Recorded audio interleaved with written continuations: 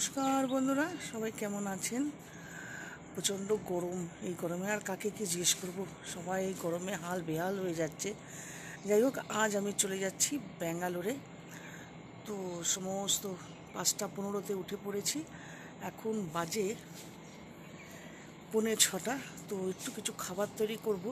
কোনো চা খাইনি, চা খাবো। তো ঘরদোর ঝাড়দোর হয়ে গেছে।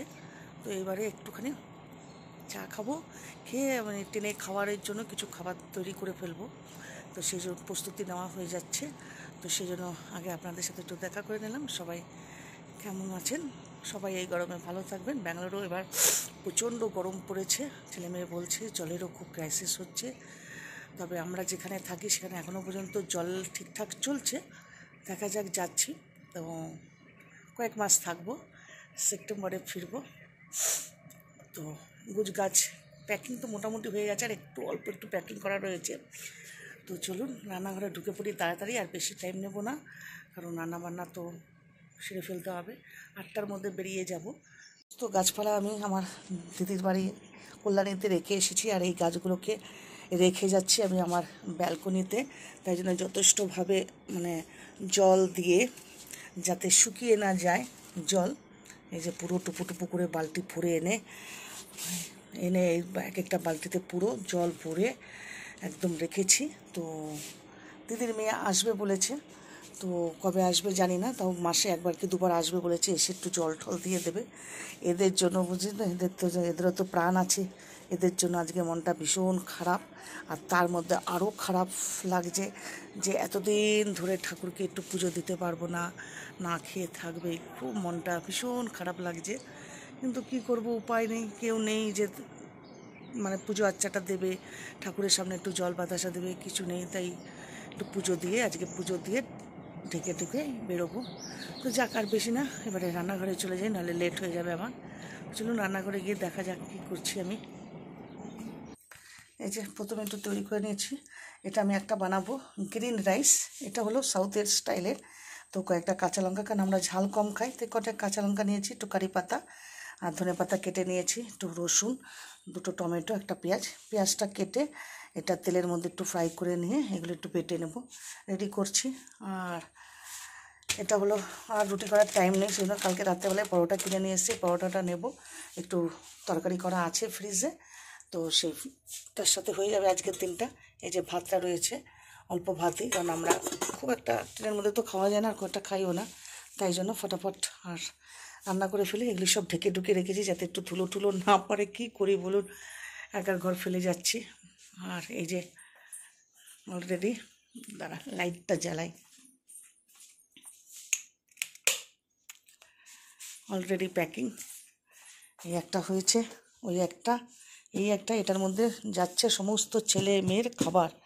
মানে বলে না, ছেলে মেয়ের জন্য যতই নাও ততই জন্য মনে হয় কম হয়। তো এটা পুরো একটা ঠাসা খাবার রয়েছে। এই যে মিষ্টি, মেয়ের ফেভারিট পটল, তো পটল নিয়ে নিয়েছি। পটলের দাম কিন্তু ভীষণভাবে চলছে, 80 টাকা কিলো নিয়েছি পটলটা। যাই হোক হয়েছে, এখনও প্যাকিং বাকি আছে। এই যে এখানে দুটো রয়েছে ব্যাগ, এটার মধ্যে ল্যাপটপ রয়েছে আর কিছু জিনিস ঢুকিয়ে নিয়েছি। এটার মধ্যে এবার ওই খাবার দাবার সমস্ত ঢুকবে। তো চলুন এবারে রান্নাটা শুরু করে ফেলে। চললাম আপনাদের সবাইকে ছেড়ে, কলকাতা ছেড়ে ব্যাঙ্গালোরের দিকে পাড়ি দিচ্ছি। আজকে আমাদের হাওড়া থেকে এটা স্পেশাল ট্রেন, যেটা উইকলি একদিনই ছাড়ে। আজকের দিনে সোমবার, আবার মানে ব্যাঙ্গালোর থেকে ছাড়ে বুধবার। তো সেই ট্রেনটায় যাচ্ছি, দুরন্ততে যাচ্ছি না, কারণ এখন দুরন্ত যেমন লেট করে তেমনি নোংরা, খুব অবস্থা খারাপ হয়। এই ট্রেনটা কিন্তু খুব ভালো, মানে পরিষ্কার থাকে আর ফুল এসি। আর অ্যাকচুয়ালি এটার মধ্যে খাওয়া দাওয়া নেই, বুক করা যায় খাওয়া দাওয়া, তো আমরা বুক করিনি, আমরা খাওয়া দাওয়া নিয়ে নিয়েছি। এই যে এটার মধ্যে পুরো খাবার দাবার নিয়ে নিয়েছি আমরা। আর কালকে দেখা যাবে কিছু লাগলে তখন খেয়ে, কারণ ট্রেনের খাবারটা ঠিক একটা পেটও ভরে না, আর খুব বেশি মানে খুব কোয়ান্টিটিও কম থাকে, দামও বেশি। সেই জন্য ঘর থেকে কিছু বানিয়ে নিয়েছি। এটা তো দেখিয়েছি, এটা অনলি ছেলে আর মেয়ের খাবার যাচ্ছে। এটার মধ্যে আছে আমাদের প্রয়োজনীয় জিনিস, এটার মধ্যেও অনেকগুলো লাগেজ হয়ে গেছে।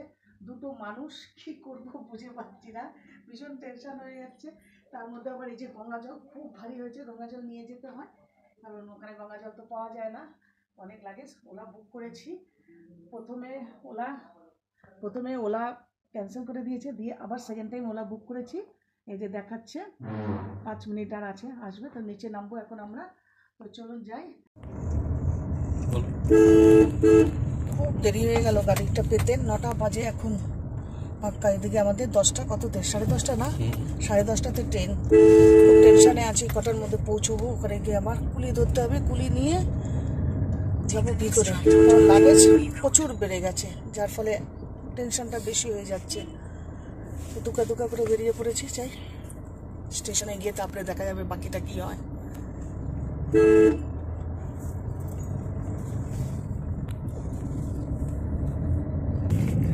ভীষণ টেনশন হচ্ছে,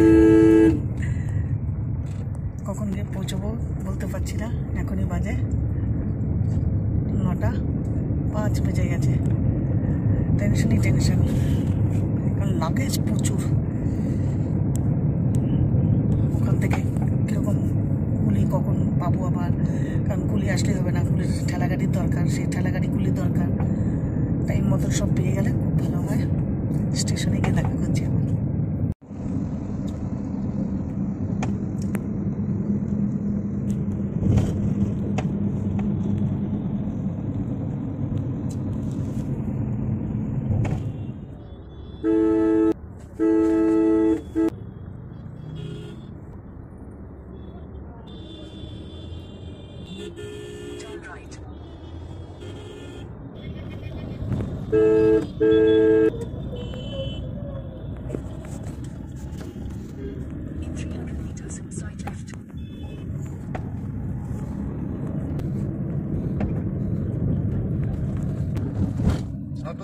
নতুন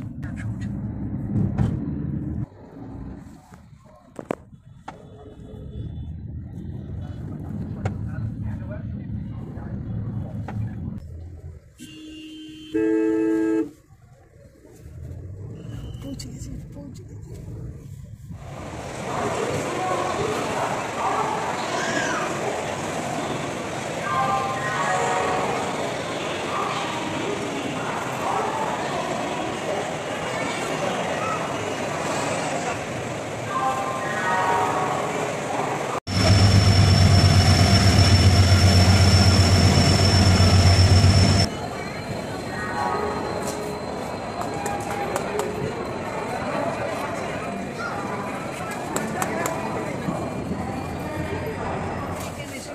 বারোটা বাজে, যেহেতু আমাদের খড়গপুরে পৌঁছে যাওয়ার কথা ছিল। 10:50 ট্রেন ছিল, ভীষণ লেট করলো ট্রেন।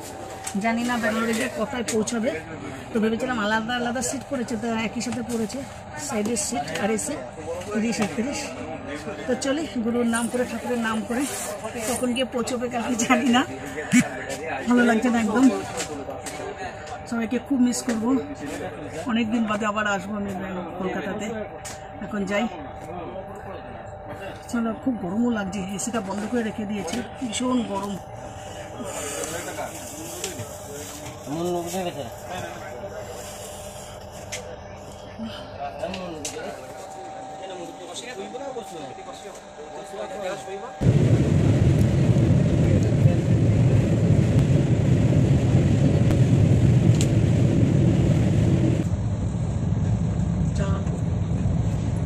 খাওয়া দাওয়া হয়ে গেছে, বাড়ির থেকে খাবার এনেছিলাম সকালবেলা, আপনারা দেখেছিলেন, সেটা খাওয়া হয়ে গেছে। খাওয়ার পর চায়ের নেশাটা ধরেছে। সেই সকালবেলায় খেয়েছিলাম একটু লাল চা। তো চা দেখে আর লোক না সামলাতে পেরে একটু চা নিয়ে নিলাম। এবার একটু চা খাবো, খেয়ে একটু বাইরের দিকে দেখে তারপরে একটু শোবো। এই কম্পার্টমেন্টে এখনো কেউ আসেনি, একটু খালি। মনে হচ্ছে ভুবনেশ্বরটার থেকে উঠবে, মানে নেক্সট ট্রেনে দাঁড়াবে, সেখান থেকে হয়তো। ততক্ষণ আমরা এনজয় করে নিই একা দুজনে। ফিলিংটা ভালোই হচ্ছে, ভালো লাগছে। বাইরের যা রোদ, গরম, ভিতরে এসিতে কিচ্ছু বুঝতে পারছি না। বন্ধুরা, সবার খাওয়া হয়ে গেছে নিশ্চয়ই, আমারও খাওয়া দাওয়া হয়ে গেছে। কারণ ট্রেনের মধ্যে তো সবাই খাওয়া দাওয়া করে শুয়ে পড়েছে, পুরো অন্ধকার। এই ট্রেনটা আবার ছাড়লো। তো আমি শুচ্ছি না কেন, কালকে আমার ছেলের জন্মদিন, 23 তারিখে, 23 এপ্রিল। তো আজকে তো 22 রাত 12টার সময় ওকে উইশ করবো। তো মেয়েরা সারপ্রাইজ করার জন্য ওর জন্য সমস্ত ডেকোরেট করছে। তো আমাকে দেখাবে বলেছে 12টা, ওকে উইশ করার পর। তো সেই জন্য আমি জেগে বসে আছি। তো তারপরে আবার পরে কি ডেকোরেশন করেছে আর উইশ করছে তখন একটু আপনাদের দেখাবো। তো এখন এখানে আমি গুড নাইট রাখছি। তো সবাই ভালো থাকবেন, সুস্থ থাকবেন, ফির কালকে দেখা হবে আর 12টার সময় আবার দেখা করবো ছেলের সাথে। তো চলুন, টাটা। বাইরের ভিউটা কিন্তু খুব সুন্দর লাগছে, কিন্তু ট্রেনটা যাচ্ছে আর বেশ ভালো লাগছে। আর বেশিরভাগ লোকেরা কিন্তু সব শুয়ে পড়েছে ট্রেনের মধ্যে, দেখুন এই দেখেন সব শুয়ে পড়েছে, এই দেখেন সবাই ঘুমিয়ে পড়েছে ট্রেনে। তো আমি জেগে বসে আছি ছেলের জন্য। চলেন 12টার সময় দেখা হবে আবার। দেখতে পাচ্ছিস বাবু? হুম, কি কি কোথায়, তুই কোন রুমে?